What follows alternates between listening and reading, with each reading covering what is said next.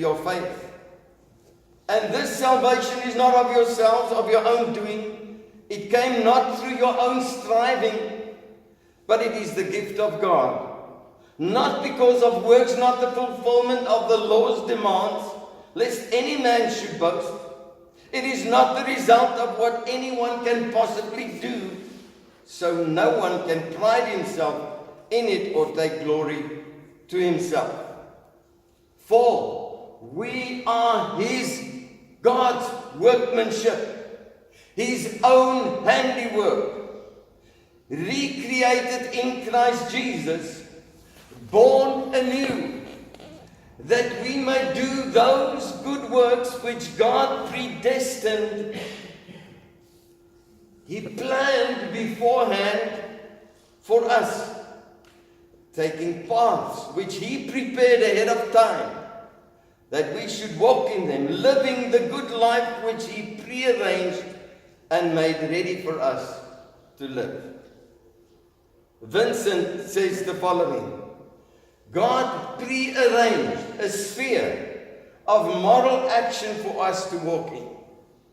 Not only are works the necessary outcome of faith, but the character and direction of the works are made ready by God.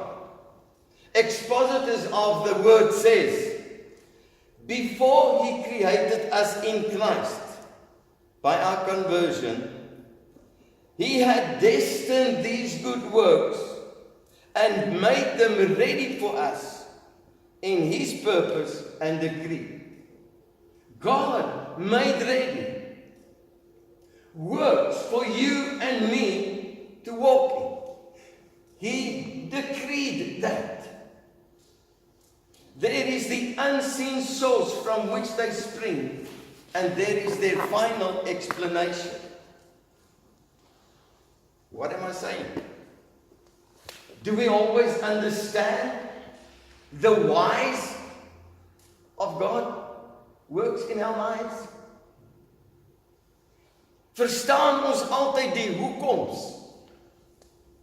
Verstaan ons die waaroms?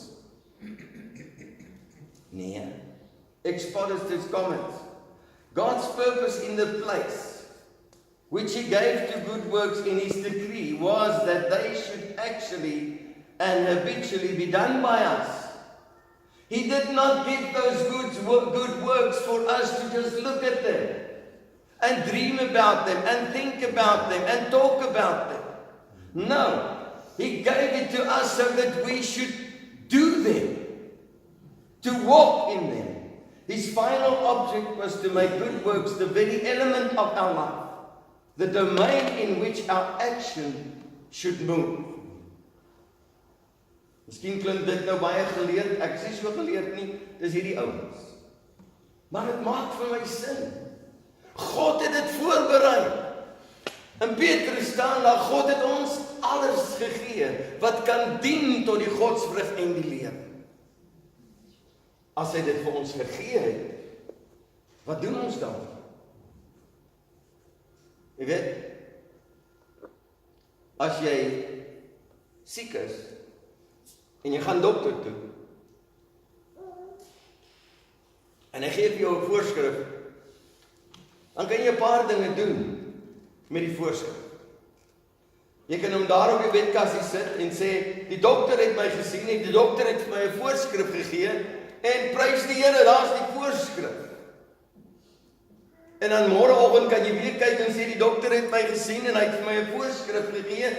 Daar's die voorskrif. As jy nie die voorskrif na die apteek toe vat, gaan dit jou niks beteken, gaan dit niks vir jou beteken nie. Maar dan kan jy verder gaan, jy kan die voorskrif vat en jy kan na die apteek toe gaan en die apteek kan vir jou die medisyne gee en jy kan die medisyne daar neersit en sê, ek het die medisyne gekry, maar as ek nie die medisyne gaan gebruik nie, gaan dit my niks baat. So God has given us everything pertaining to life and godliness. There it is. We can look at it, we can think about it, we can talk about it, but if we do not apply it, it will mean nothing. Ravi Zacharias, a favorite of mine, We all have dreams. We know we have dreams. And he says, but the greatest dream of all is to know God and to know what he has intended for your life. God has a dream about you and me. God gave Joseph some dreams. Yes. He was a bietjie voor op die waar reg aan die begin, want hy het na sy broers toe gegaan en gesê, ek het 'n droom. En julle gaan buig, boeties. En hulle het van kwaad geword. But in the end, when we look at Joseph's life, we see that and I read this the other day, the other morning, I read this where Moses revealed himself, Joseph revealed himself to his brothers. Ek dink, hulle het nou nie broeke gedra soos ons nie, maar ek dink daai kleed van hulle het gebewe. Want hulle het hom ons in die put gegooi, hulle het hom verkoop, en hulle het vir sy pa gesê, hy is dood. En hier staan hy voor hulle. Tweede in bevel in Egipte.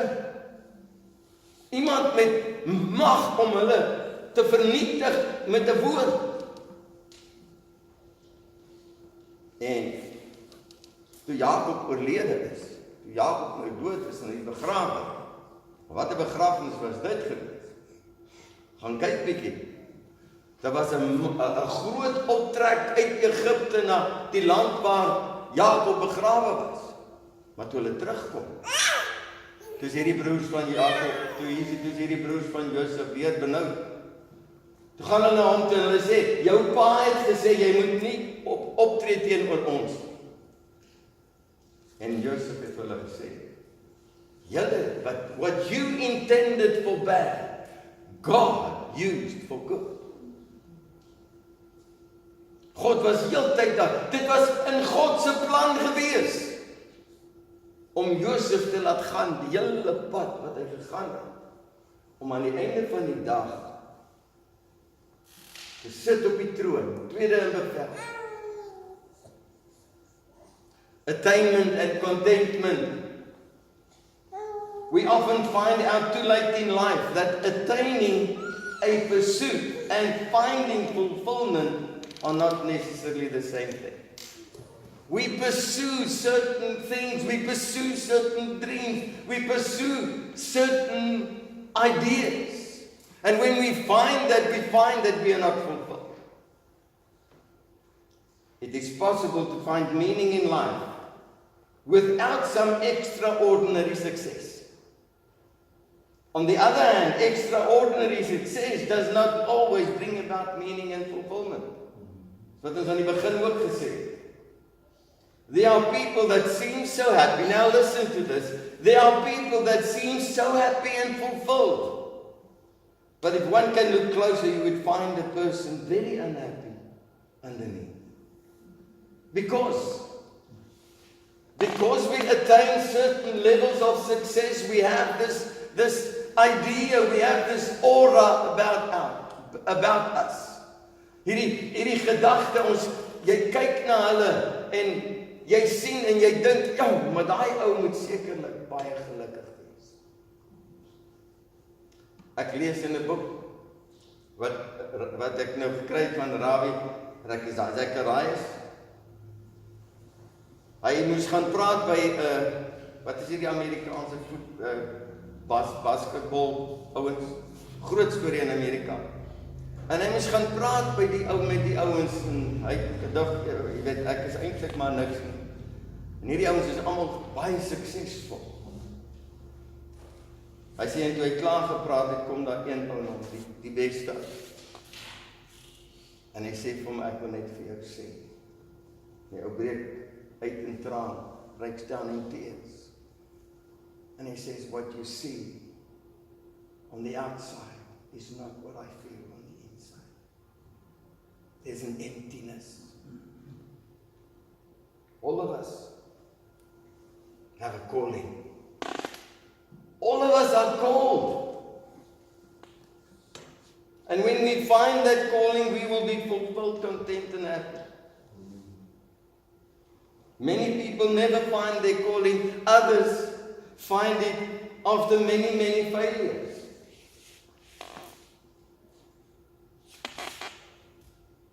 Wat is die ouens wat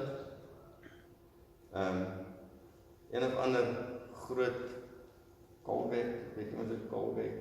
Anyway, hierdie ou het meer as een keer van krop gespeel voordat hy suksesvol was, maar hy is kind van God. Ek meen, kom ons kyk na Josef. Josef in sy gedagtes, God het hom die droom gegee. Die gerwe wat buig, die son, maan en sterre wat buig. Dink jy, wat het hy gedink toe het hy aangedink toe hy in die put sit? As hy mens was, as hy 'n mens is soos u en ek, het hy gedink, ek is 'n mislukking. Toe hy in Potifar se paleis kom en hy word die tweede in bevel ook daar. En toe hy nou onskuldig in die tronk beland, wat dink jy sou hy gedink het? Ek is 'n mislukking. In die tronk. Ek is 'n mislukking. Maar ek glo nie hy het dit gedink nie. Hy het geglo in wie hy was. Hy het geglo in die een wat hom gelei het. Want as jy mooi gaan kyk na Josef se lewe, het hy heeltyd God eerste gestel.